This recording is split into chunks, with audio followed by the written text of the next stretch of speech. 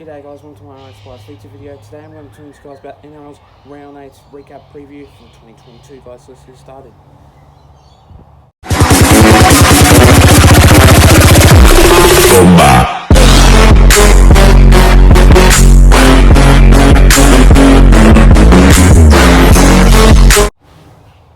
So starting off with our first game of that match, we see the Broncos going up against the Sharks. Now this game's been absolutely really good by the Broncos, that absolute killing it in this game, but the Sharks didn't really make a difference at all. Last time these two sides play, it was basically not really quite good. But 16 points to 7. This game was a pretty low scoreline, and I don't really rate it at all. The only player that really stand out in that game was Tony Staggs in that match, and obviously Adam Reynolds. I quite like him. He's improving slowly. But Sia Sofatalakai, the only try that tried to get him, the only one, but it didn't. And this game was absolutely really good, and I quite like how the way that the Sharks played, and Nico Hines kicking that field goal again to make it 7 points to 6, obviously going into that halftime siren. But this game has proven to be one of the most great games of football, but the Broncos were just too good and really had to make a really good effort. But this game was just really good, but I don't really rate it at all. Payne Haas, I didn't really see him play that good, so Tony Staggs was the man of the match for me, and the scoreline was 16 points to 7 in that match. The next game of this match, we see the Titans going up against the Panthers. Now this game was a very good match by this club. I just think that how the way the Panthers did play was absolutely brilliant. Pretty terrible for the Titans that didn't really get over the line. But 18 points to 4 was a very secluded game. It wasn't very good of a scoreline, but the Panthers really did get the job done. Unfortunately, no Brian To'o played in that game. I think Taylor May was the number 5, I believe so. I'm not exactly too sure, but that did really happen. So in this game, that match was really good. And for Jerome Luai scoring, I think he scored one, unless if William Kikau did. Oh wait, no, Jerome Luai did score, actually. I just remembered that, came top of my head. He did score.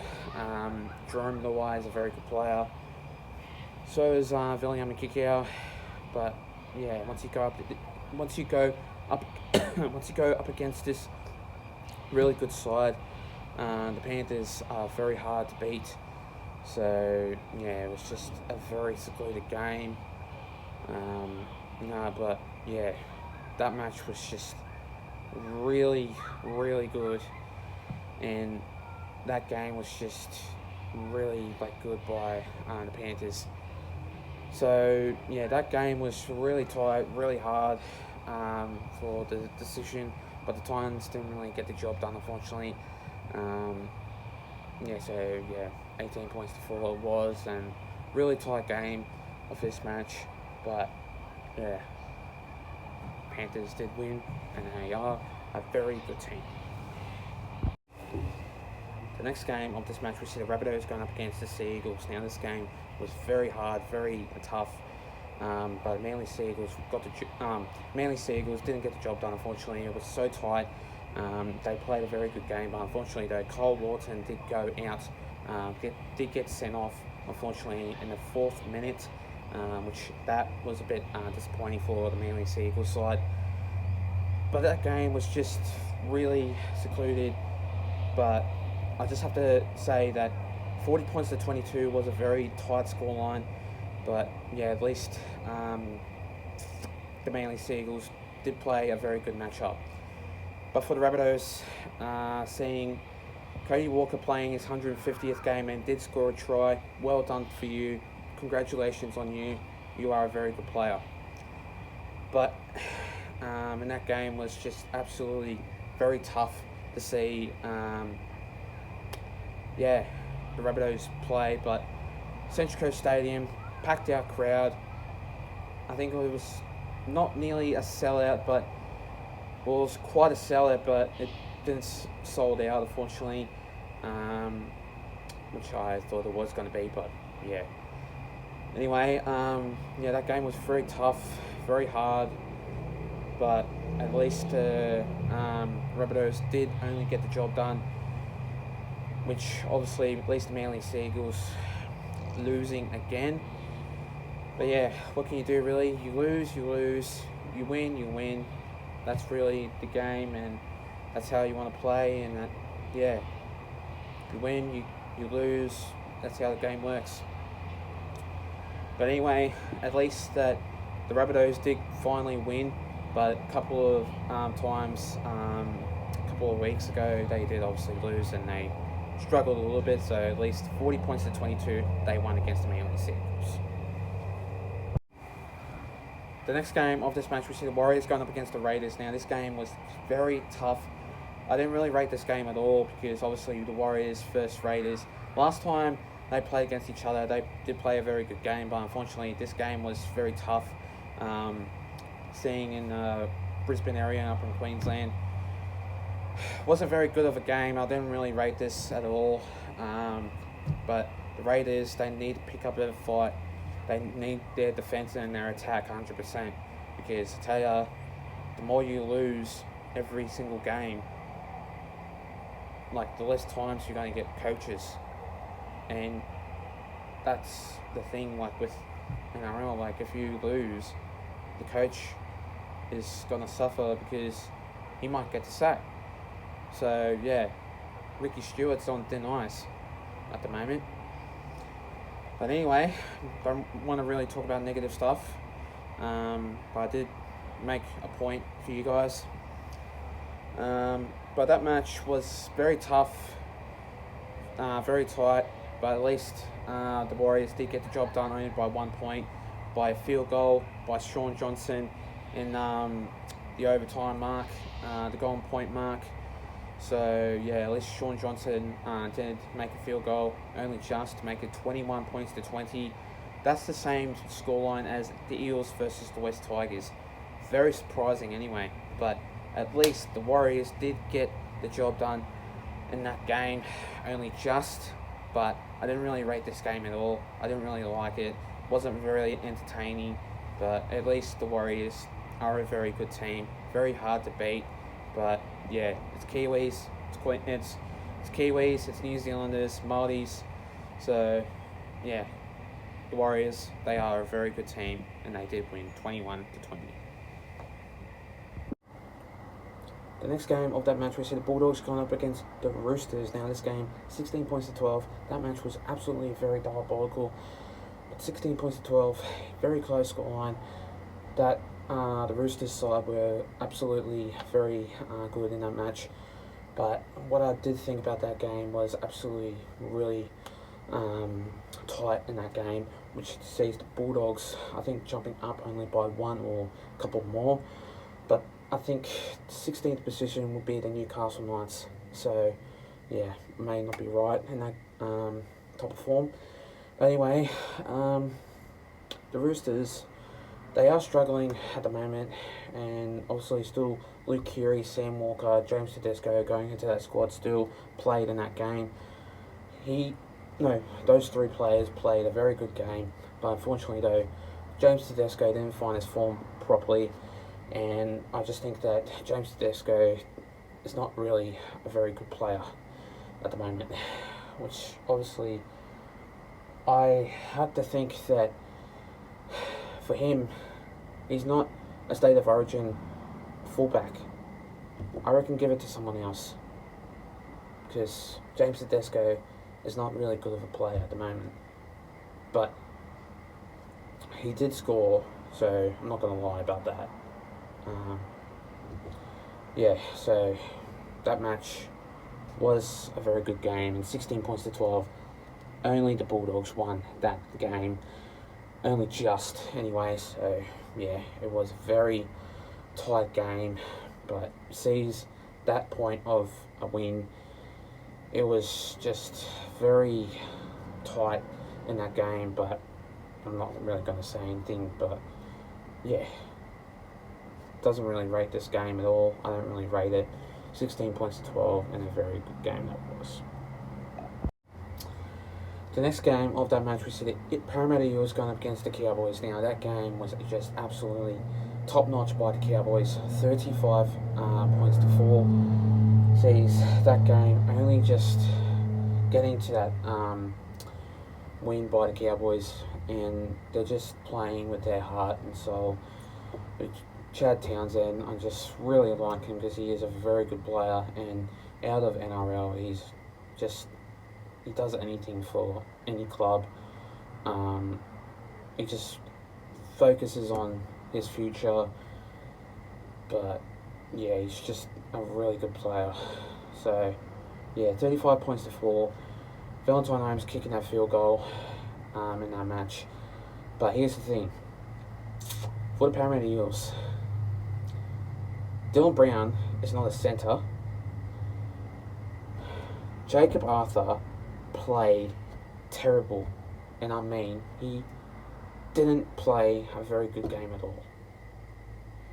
So, if Jacob Arthur goes in that number 6 side for round number 9, that is just like, where's the form? Where's the full strength team?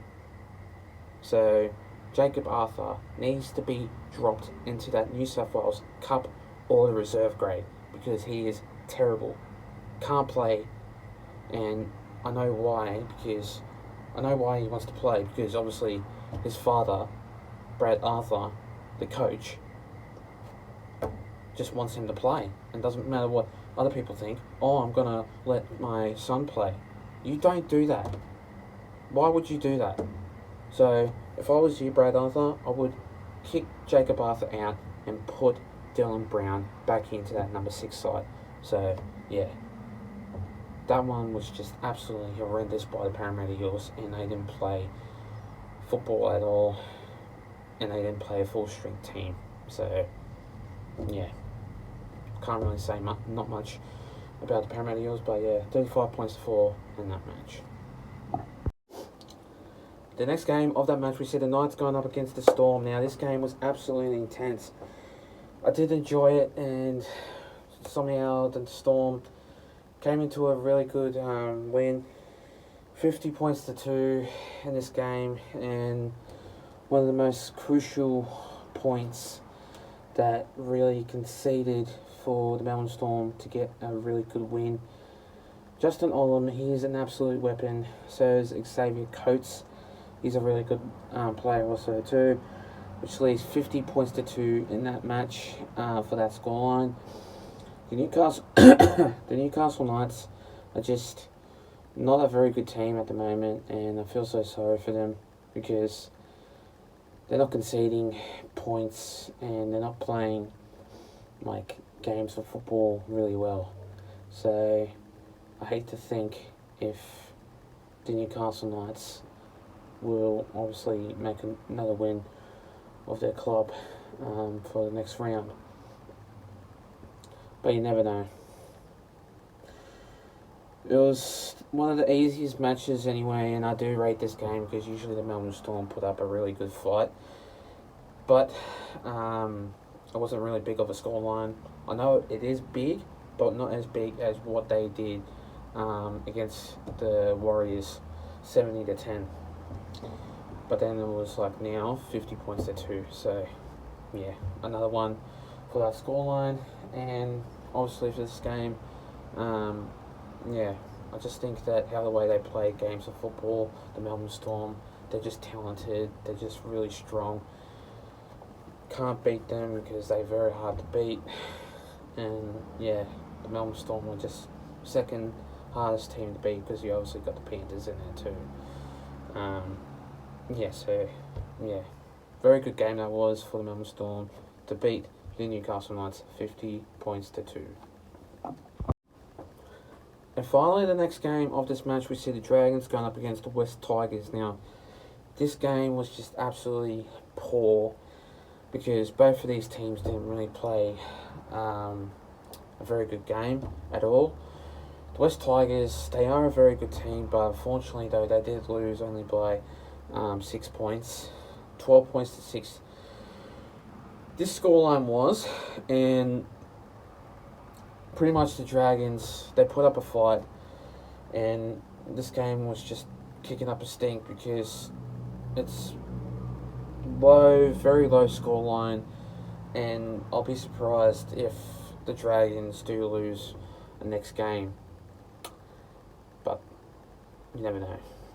Anyway, but the West Tigers, a couple of weeks ago, they did win against the Eels only by 1 point. But yeah, unfortunately though, the reason why they did lose against the Dragons in that game was only because they lost Dane Laurie in that side because, yeah, I think he had an injury, I'd suspect. So, yeah, he was, I think he was injured, so that's why he didn't play. That leads start. Obviously, that had to be Stafford Toa in that fullback side. So, yeah, combining him into that fullback, which he was playing for the wing, against he did play for the Newcastle Knights on the wing, but when he came to the Tigers, he did play for the wing. But at the moment, he's playing for fullback anyway. So,